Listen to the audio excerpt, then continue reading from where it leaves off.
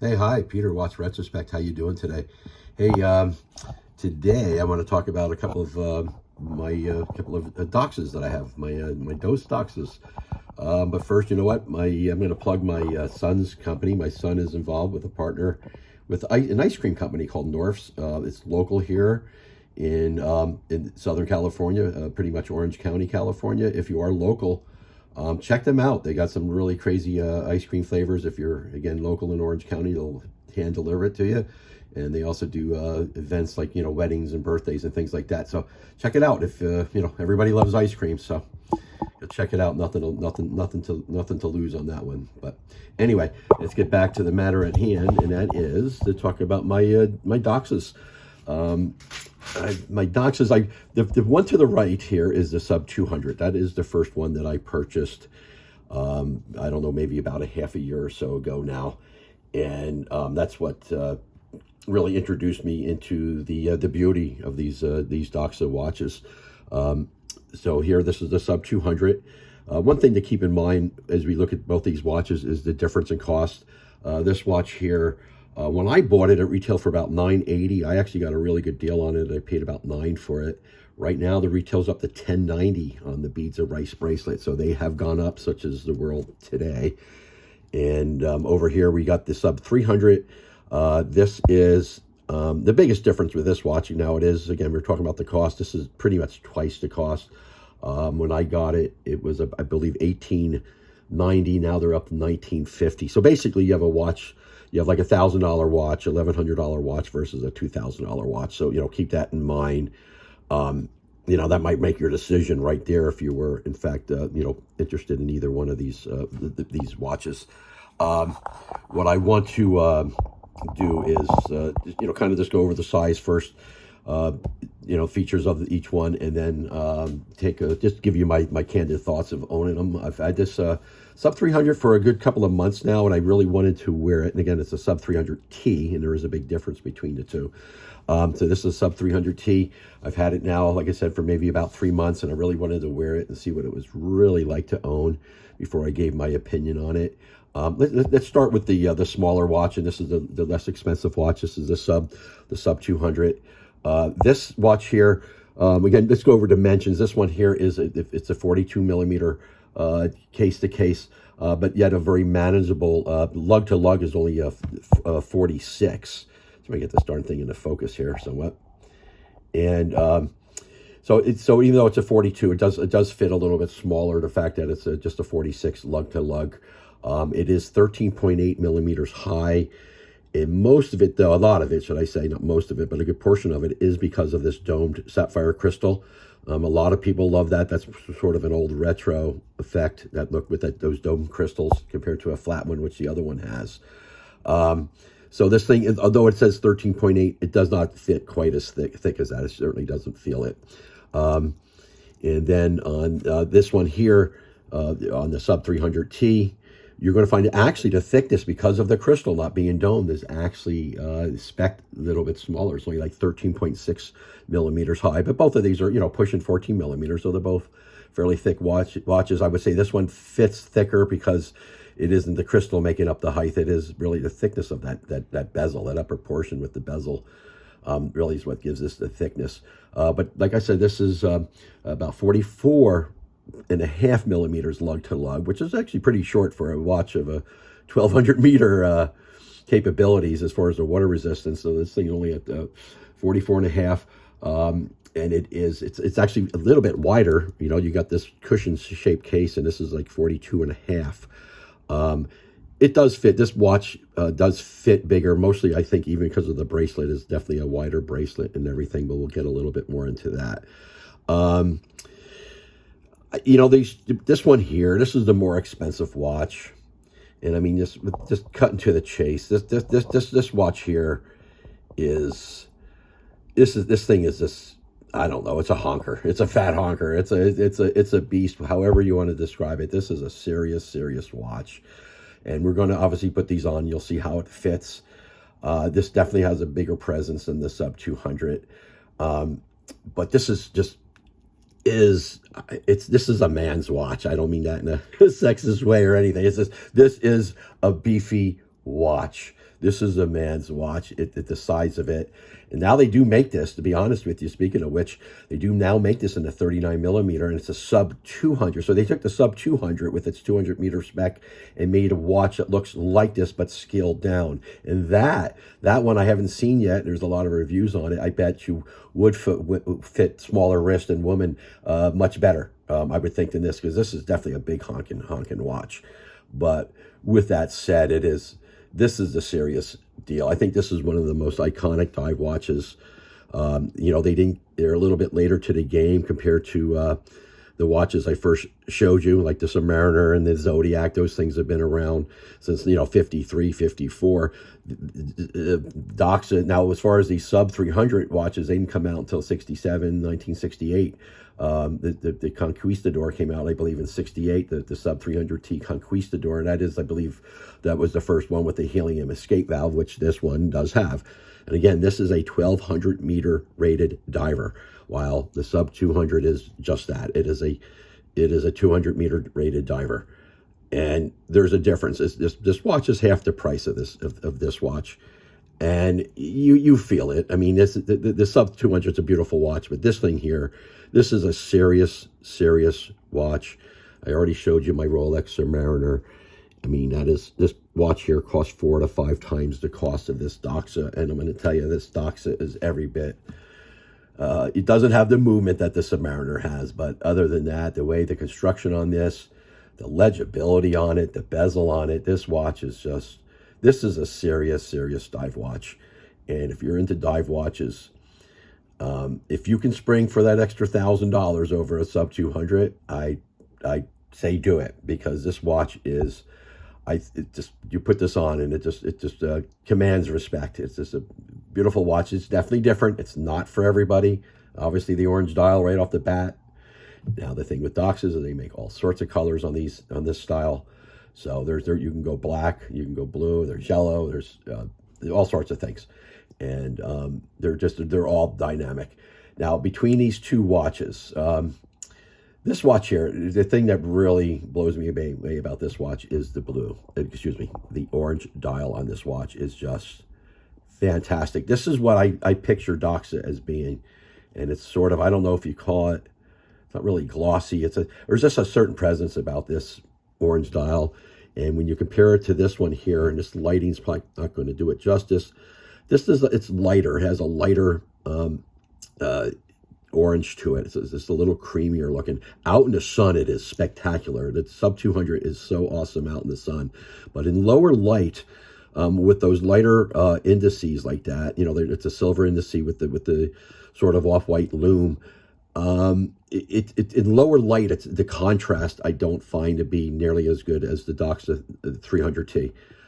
On this one here, you don't even have applied indices. They are painted on, so you got your white lume, and then they have this gloss black. They got like a little gloss black stripe on either side of the indices, and it's just a beautiful gloss. The handset is a black gloss. Oh, they almost look powder coated, if you know what I mean.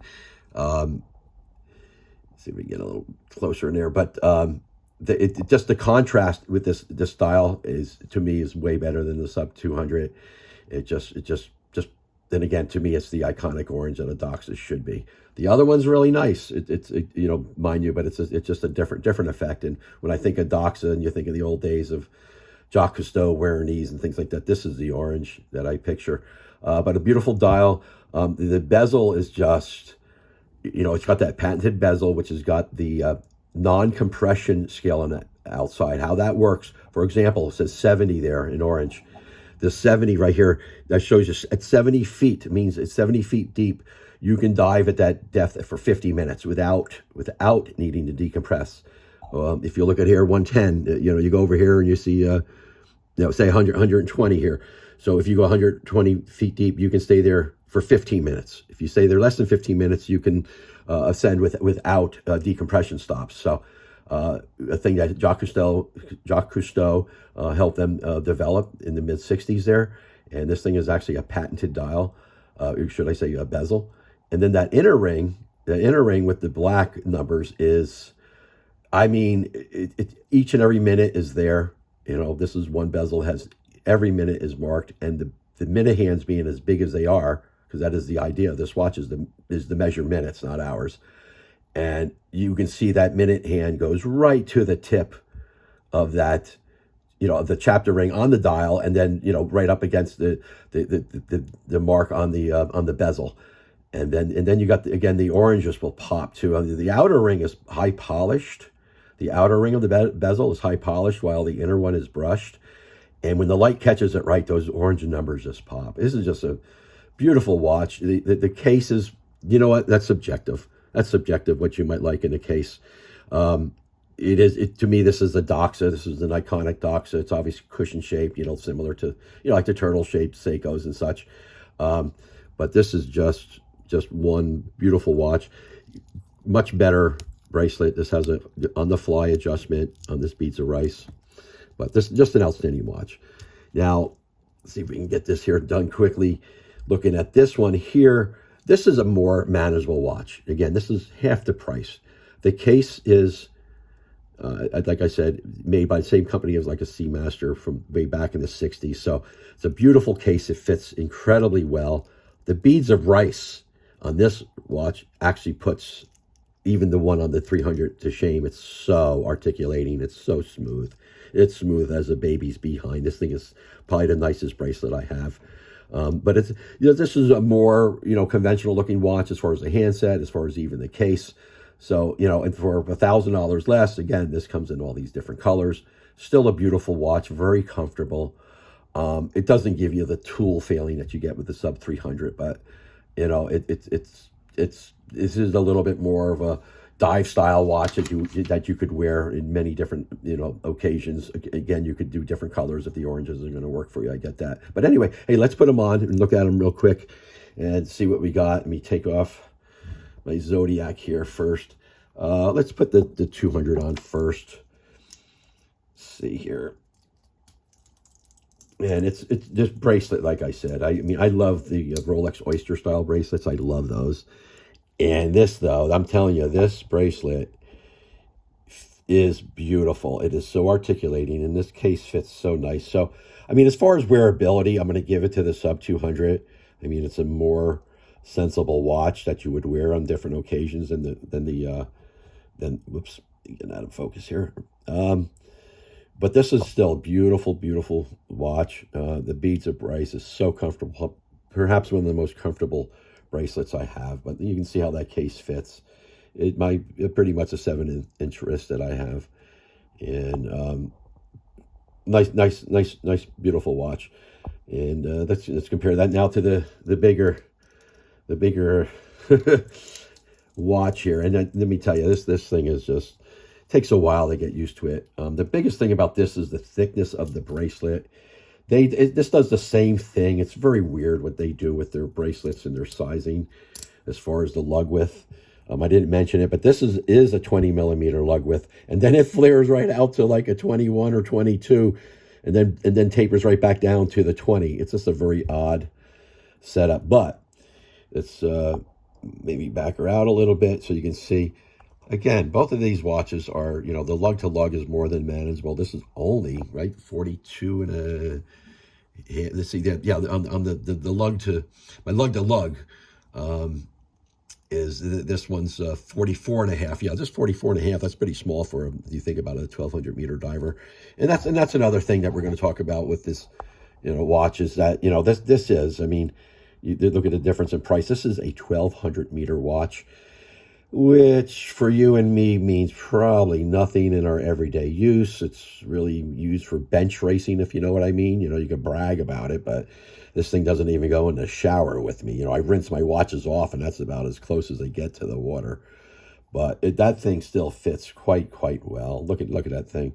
But it is a bigger presence with this big wide beads of rice. And this beads of rice, it's still smooth, but it's not quite as, doesn't quite give you that smooth as a baby's behind as the sub 200 does. So I'd give the bracelet, not the clasp, but I would give the bracelet to the sub 200 for just being so comfortable, incredibly comfortable. But this, for a watch its size, is just, it fits quite well. Compare that to a Rolex Submariner, And I should do a little competition be comparing these two watches. And the Dox is other than the movement, the Dox is every bit as much of a watch. This 300T. I mean, as far as the sense of quality in it, uh, the way the bracelet's certainly better than the Rolex one as far as the way you can adjust it. But beautiful, beautiful watches. Either one of these, this or the Sub 200, are two Doxes that. Highly recommended. It comes down to the cost. This one is definitely a less expensive, but it's just a very, very comfortable fitting watch. And again, they got some really great colors. The blue one looks really great. The Caribbean, however you say that word. They yellow dials and such. So they can definitely accommodate you. But either one of these watches, I think you would enjoy. If my first advice, if you're like, oh, I want a Doxa and I want an orange one to. Because of history, but buy the Sub 300. Buy the Sub 300T. The Sub 300 now is actually more expensive. Similar watch, it's only 300 meters, but it does have a chronometer in it. But I'm going to tell you right now, this one here, which is a non-chronometer Salida in it, it's a 5-second a day fast watch, which is more than adequate. So I think this is the watch to get, the Sub 300T, even compared to the Sub 300, because of the higher water resistance and personally, I like the flat crystals, but that's it's all subjective what you might like. But take a look at Doxa; you'd never go wrong. If you're into dive watches and into companies with history, boy, they got it, and just a beautiful watch. But anyway, thanks for joining me, and hope this helps you. If you're interested in these watches, helps you make a decision. Greatly appreciate it, and glad I could help you. Anyway, any questions? Give me a holler, and we'll talk to you soon. Thank you. Bye.